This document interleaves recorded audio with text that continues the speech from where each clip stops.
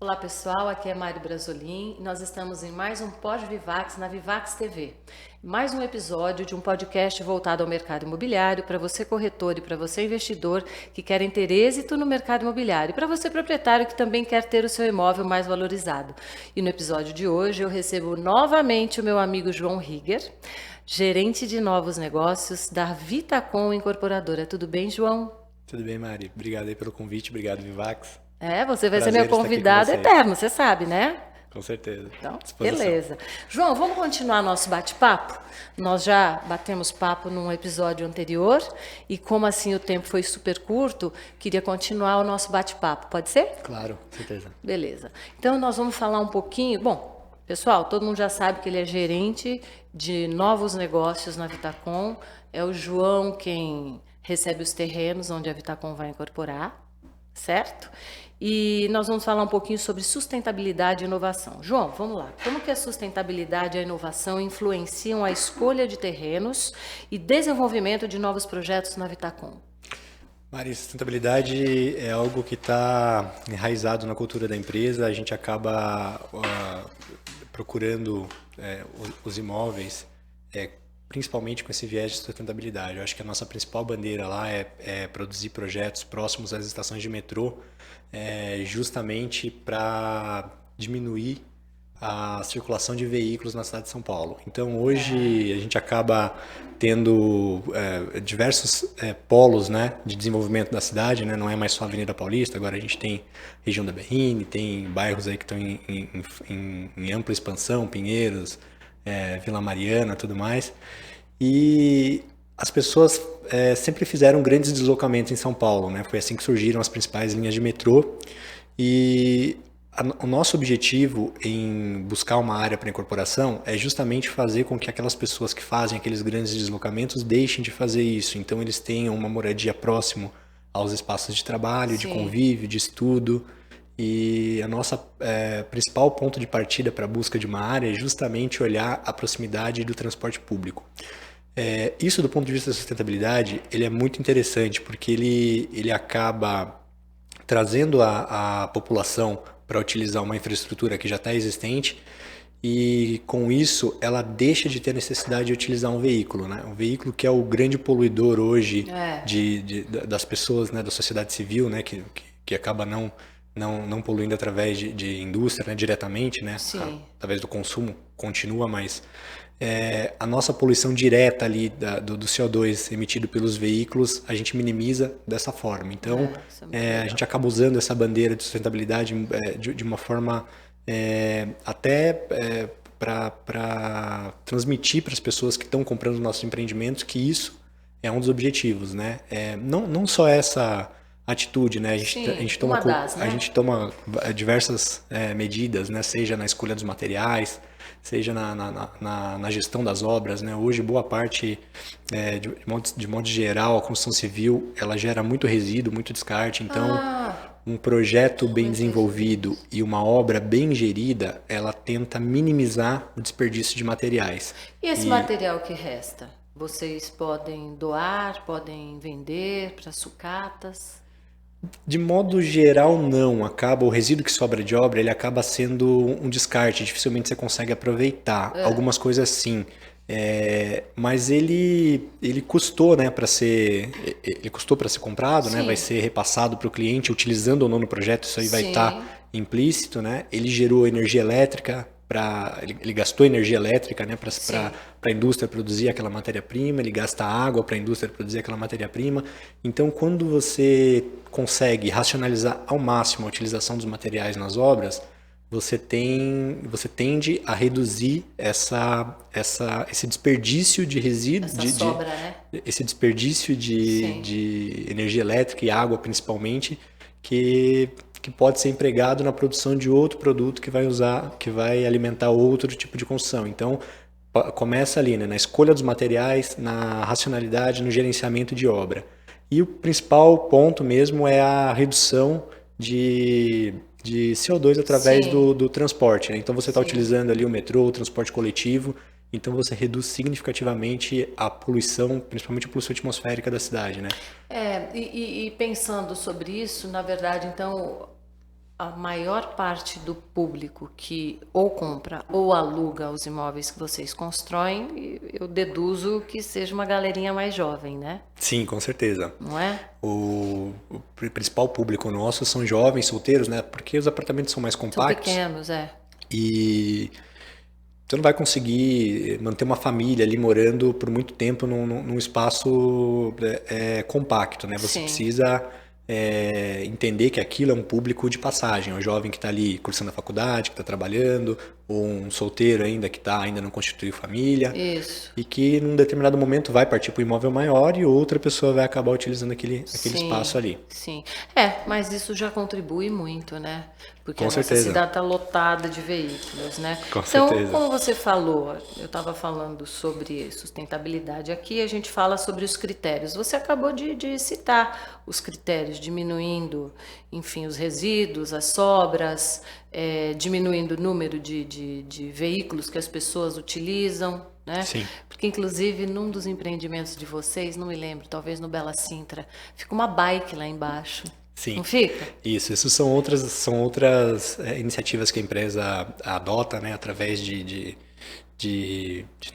uso da tecnologia, o uso compartilhado de equipamentos. Então, voltando àquele assunto lá da racionalidade da utilização, né, você não precisa ter mais do que você utiliza. E isso é uma cultura dessa geração, né? Isso é legal. Essa geração aí dos millennials aí de 2000 para cá, eles entendem que você não precisa mais ter as coisas, né? Você não precisa mais possuir as coisas, você precisa utilizar. Sim. Então, quando você cria uma estrutura no condomínio com capacidade para receber veículos de uso compartilhado, sejam eles os carros, as bicicletas, os patinetes. Tem o veículo também, é verdade, me lembro. Sim, com certeza. Tem o veículo de uso compartilhado. A gente tem previsão em diversos projetos com vagas especiais para as cargas, né?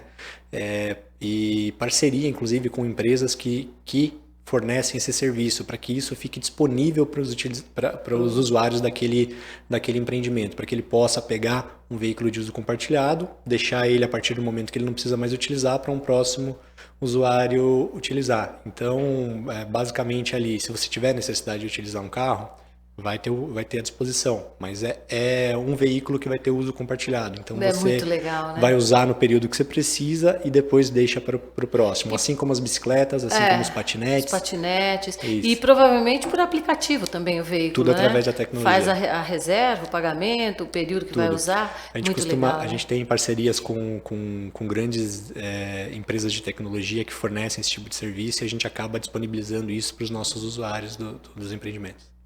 Muito legal. Isso eu vi quantos anos atrás? Foi antes da pandemia, foi Bela Sintra mesmo, de vocês. Acho que é uns 5 anos atrás. E eu achei fantástico. Falei, gente, que mundo é esse? Muito legal, né? Pra gente, isso há uns 5, 6 anos atrás era novidade. Hoje, obviamente, já é mais comum, né? Sim. Tá mais comum, mas eu sei que foram vocês que instituíram isso no mercado. Isso é bacana. Então, pegando esse gancho que a gente falou, aplicativo para carro, aplicativo para patinete, para bike, tecnologias e práticas inovadoras.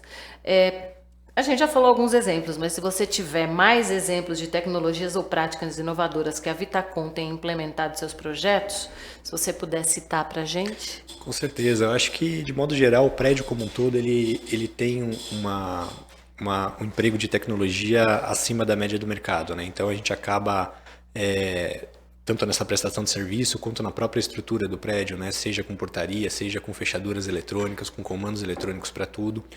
E também com infraestrutura para painéis solares. A empresa sempre, tudo que tiver de tecnologia associada à construção civil, a gente está sempre de olho para empregar nos projetos, né? Esse dos painéis solares seria para captação de energia, geração de energia e redução de custos do condomínio. E utiliza nas áreas comuns, provavelmente. Sim, sempre nas áreas comuns. Legal, né?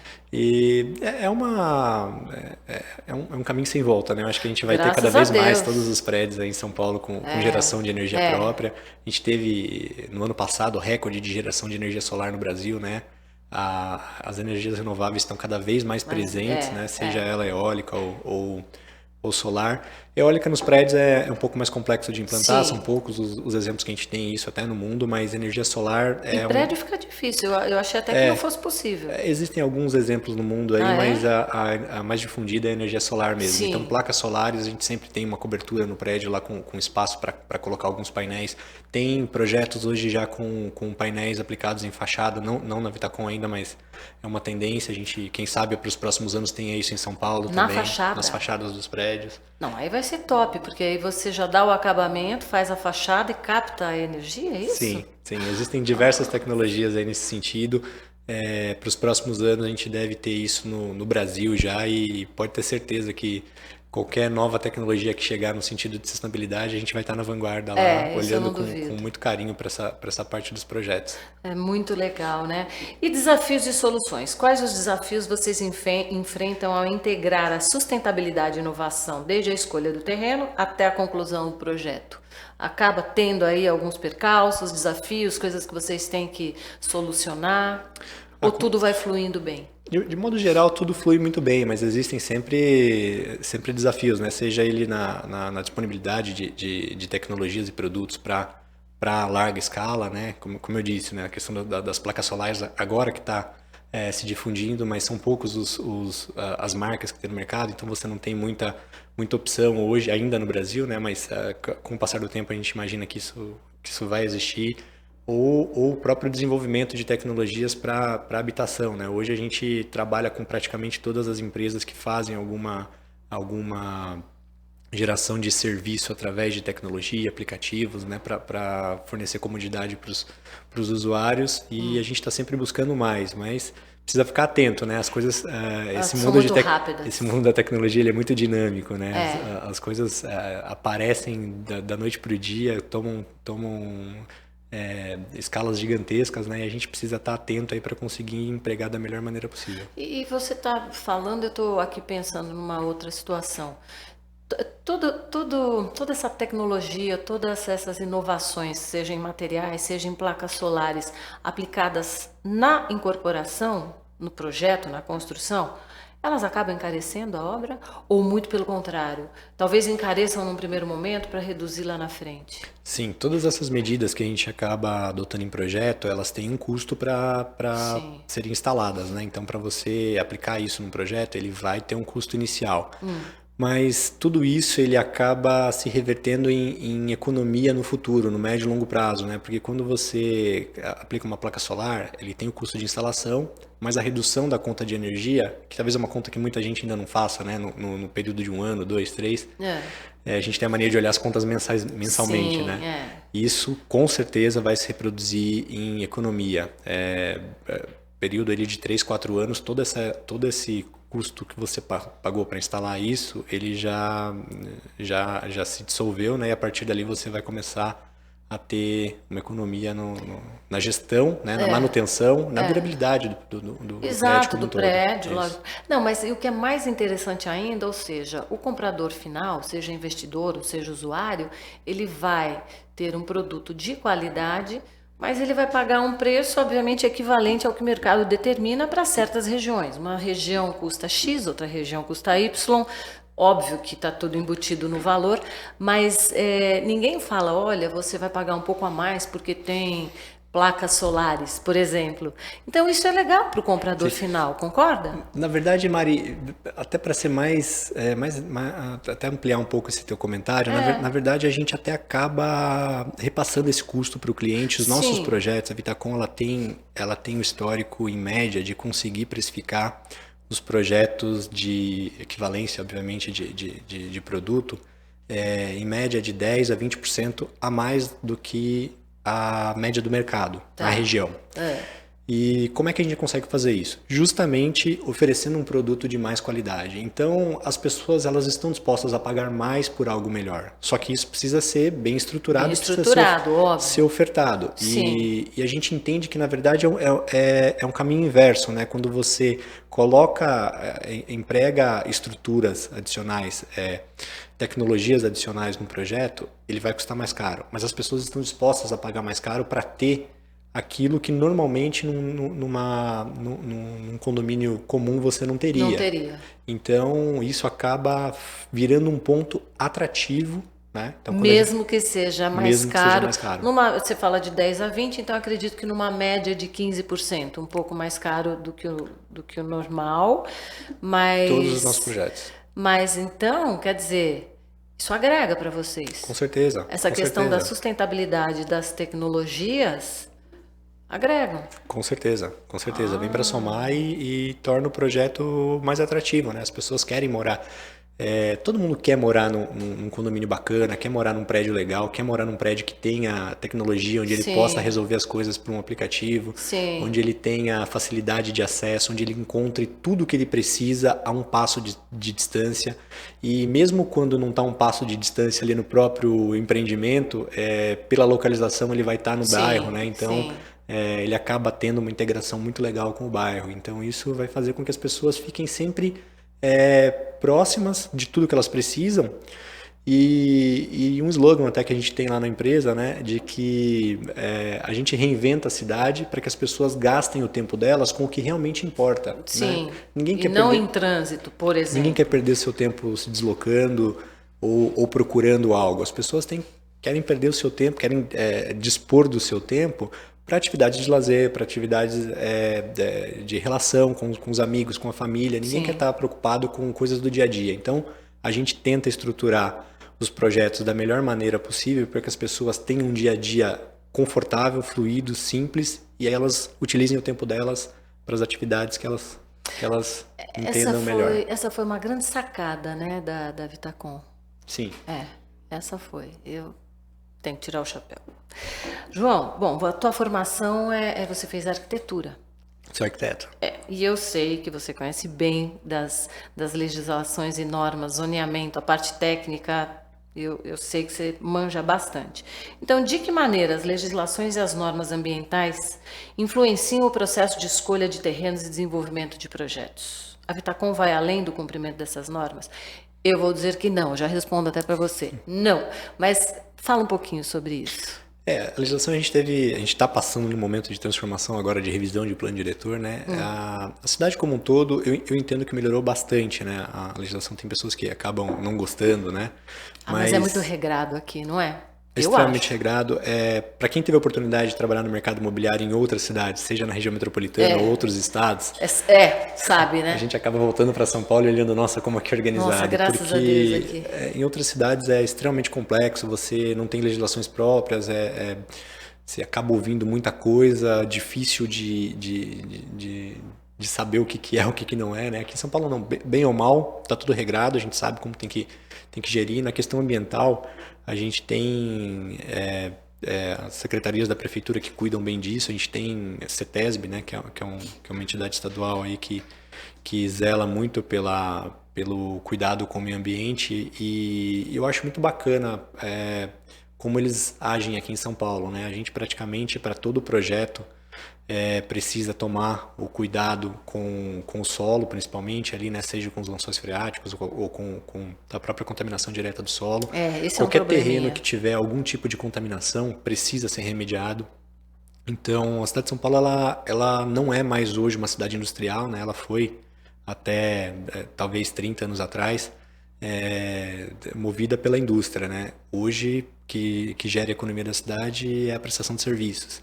Então, grandes galpões industriais deixaram de ocupar a cidade, foram para a região metropolitana, para outras regiões do estado, até para outros estados.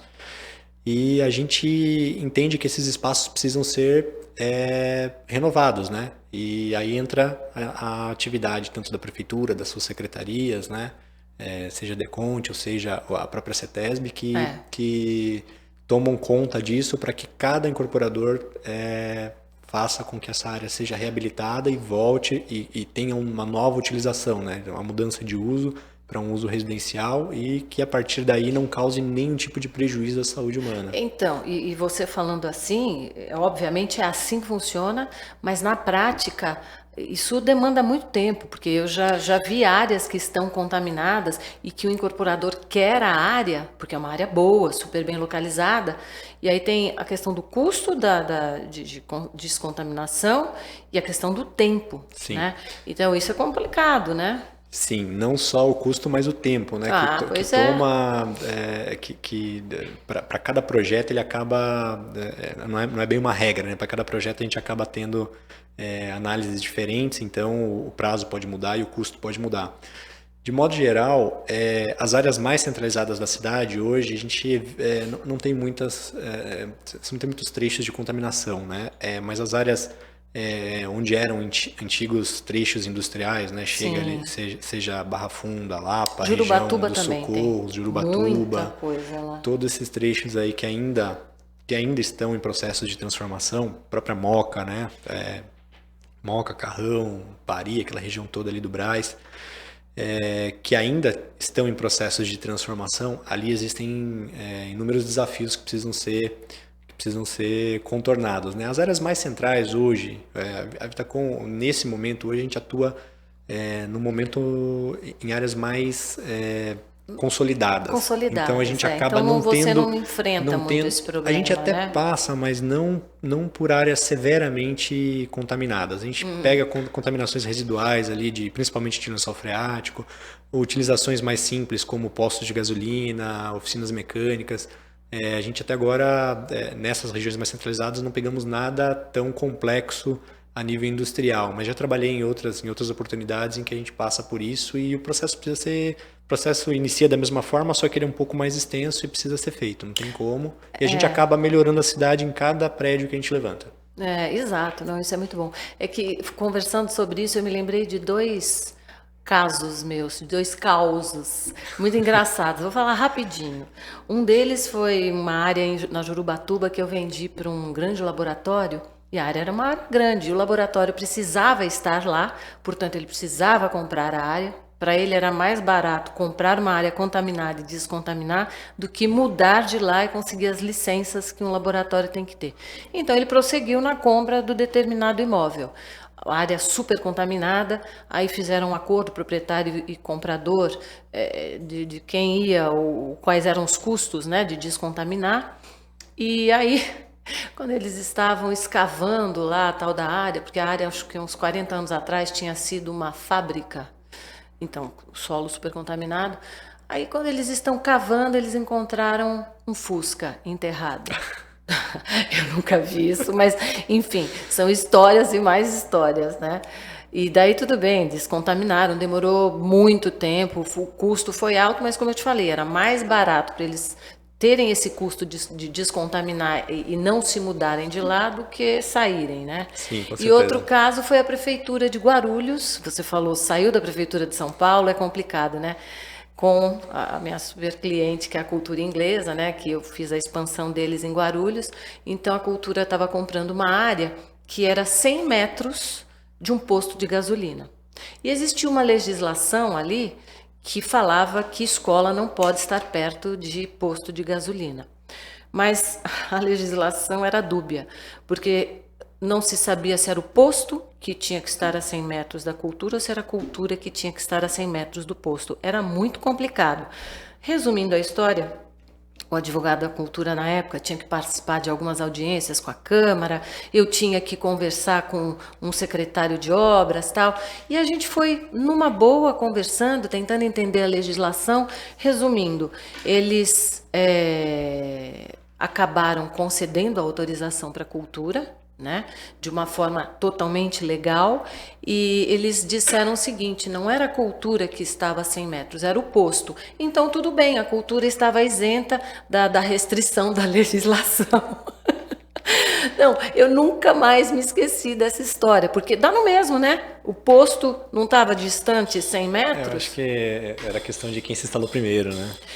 Tinha essa questão de quem se instalou primeiro, mas tecnicamente, então, se fosse avaliar de uma determinada maneira, a cultura talvez não pudesse se instalar lá. E tinham até os motivos, se o posto pegar fogo, tinha criança e tal.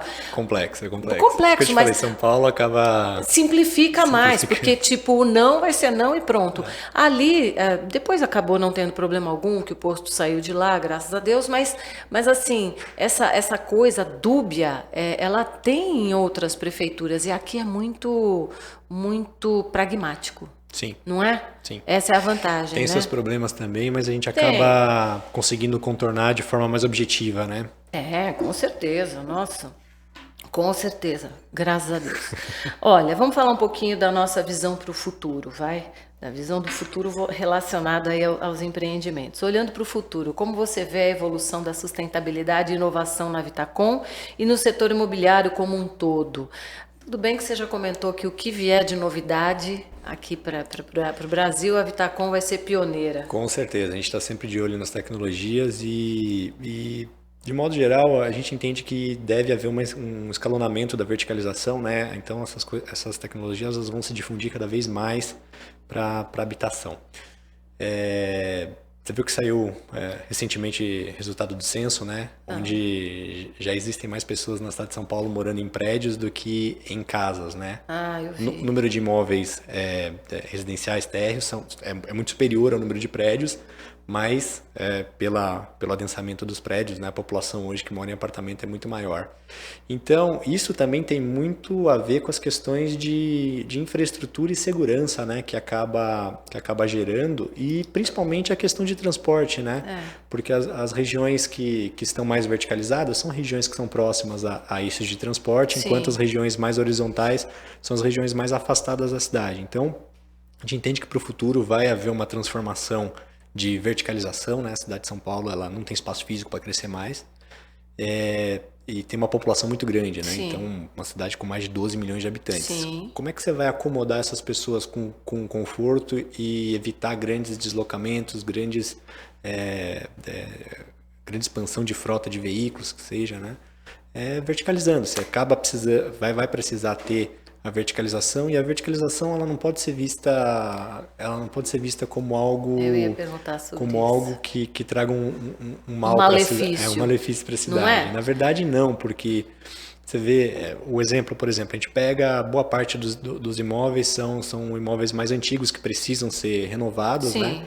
E você vê uma mudança de legislação hoje que obriga a todo prédio ter um recuo entre as edificações, ter áreas permeáveis, áreas verdes, e se você parar para olhar a transformação dessas áreas residenciais ou comerciais em verticais, né, de uso misto, elas acabam pegando aqueles imóveis que tinham uma cobertura que impermeabilizava todo o seu terreno, por mais que o lote era pequeno. Vou dar um exemplo aí, regiões que tem um lote aí de 250 metros, tem uma casinha de 250 metros construída. A gente vai acabar unificando aqueles lotes só para chegar em 1.000, um pouco mais de 1.000 metros. Isso. Mas no momento que a gente implantar o prédio, esse prédio ele vai ocupar 50% da área do terreno. Os outros 50% Área permeável, área né? de lazer, e boa parte disso acaba sendo área permeável. E até pela exigência dos clientes, a gente acaba tendo a necessidade de ter sempre um trabalho paisagístico, né? Então a gente acaba dando mais verde para a cidade, não é? Exatamente. Então É positivo isso. É bacana quando a gente olha com essa ótica de que o fato de estar verticalizando ele não vai trazer mal para aquela região. Não, eu também não. Porque as pessoas elas estão ali de qualquer forma, seja passando com o seu carro, seja morando ali. Mas quando você faz essa transformação urbana, né, você faz uma construção que está integrada com o espaço urbano, que tem os recuos, que tem uma área permeável, você tende a melhorar, seja a qualidade do ar, seja a relação de enchentes, né, que você acaba tornando o solo cada vez mais permeável. Esse projeto ele vai jogar menos água possível para a coleta pública, né, de vazão, ela vai ter boa parte do solo ali que vai absorver, então isso ele acaba sendo benéfico a partir do momento, no próprio curto prazo, né, a partir do momento que você implanta esse projeto. E como você não tem um aumento de população na cidade, você está tendo uma mudança de qualidade das estruturas, né? Porque você está pegando aquelas construções mais antigas, está renovando esse patrimônio, né? Seja para os proprietários, seja para os futuros moradores, e você está gerando valor agregado ali naquele bairro, colocando mais qualidade de vida para as pessoas, seja pelo serviço que você está gerando na parte térrea do prédio, seja pelos instrumentos que você coloca ali para dar qualidade de vida no próprio condomínio para as pessoas. Não, é bom a gente comentar isso porque tem muitas críticas, né? Principalmente agora com a questão do plano diretor, com algumas mudanças, todo mundo criticando que vai verticalizar mais, vai ter muito prédio e tal coisa. Mas primeiro, nós estamos numa metrópole, mais de 12 milhões de habitantes. Uma demanda reprimida de moradia. Então, como que a gente faz? Maria, outro dia eu vi uma conversa no rádio de um urbanista que estava falando justamente sobre isso. Não existe nenhuma metrópole no mundo com 12 milhões de habitantes, ou próximo disso, que não tenha um processo de verticalização. Não existe como você colocar tanta gente de forma horizontal. Você pega, por exemplo, grandes cidades americanas que tem aqueles subúrbios lá. Mas estão distantes, né? Sim, primeiro que elas não vão ter essa população tão grande, né? Exato. Pega, o urbanista no caso deu até o exemplo da cidade de Atlanta, na Geórgia. É uma cidade que tem imensos subúrbios, né? Só que o que acontece? É bonito você ter aquele quintal, aquele gramado, aquela árvore, é lindo, mas você não pratica nenhuma atividade sem utilizar o carro. Você não vai no mercado, você não vai na academia, você não vai no barbeiro. Tudo com o carro. Tudo com o carro. E daí quando você começa a entender o impacto daquela pessoa que tem uma árvore no quintal dela, que acha que aquela árvore vai fazer o equilíbrio da emissão de carbono dela com o veículo, não chega nem perto. Não dá nem para comparar a transformação que o benefício que aquela árvore faz com o mal que o carro causa, porque Exato. ela vai utilizar o carro todo santo dia para toda atividade, ela vai se deslocar grandes distâncias.